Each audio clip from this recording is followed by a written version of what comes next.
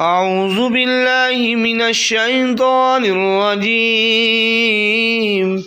سورة الحديد مدنية بسم الله الرحمن الرحيم چوتھا رکوع شروع وَلَقَدْ أَرْسَلْنَا نُوحًا وَإِبْرَاهِيمَ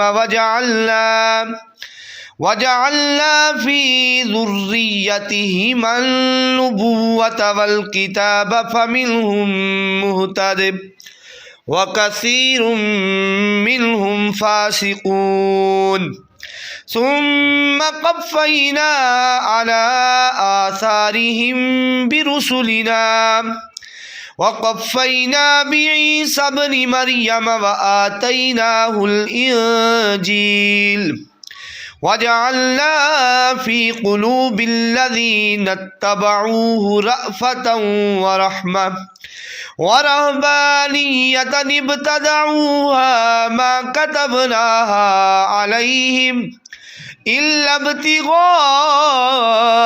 رِضْوَانِ اللَّهِ فَمَا رَعَوْهَا حَقَّ رِعَايَتِهَا فَآتَيْنَا الَّذِينَ آمَنُوا مِنْهُمْ أَجْرَهُمْ وَكَثِيرٌ مِّنْهُمْ فَاسِقُونَ يَا أَيُّهَا الَّذِينَ آمَنُوا اتَّقُوا اللَّهَ وَآمِنُوا برسوله يؤتكم كفلين من رحمته ويجعل لكم نورا تمشون به ويغفر لكم والله غفور رحيم لئلا يعلم أهل الكتاب ألا يقدرون على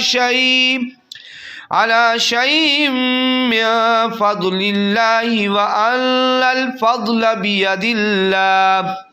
بيد الله يؤتيه من يشاء والله ذو الفضل العظيم صدق الله العظيم।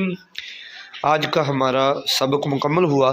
आज सूरतुल हदीद हमारी मुकम्मल हुई। इसके 4 रुकू थे जो हमने पढ़े। अल्लाह ताला हमें इनकी क़िराअत करने की और इन्हें याद रखने की तौफ़ीक़ अता फ़रमाए और रोज़ाना इनकी तिलावत करने की तौफ़ीक़ अता फ़रमाए। जज़ाकल्लाहु खैरन व अहसनल जज़ा।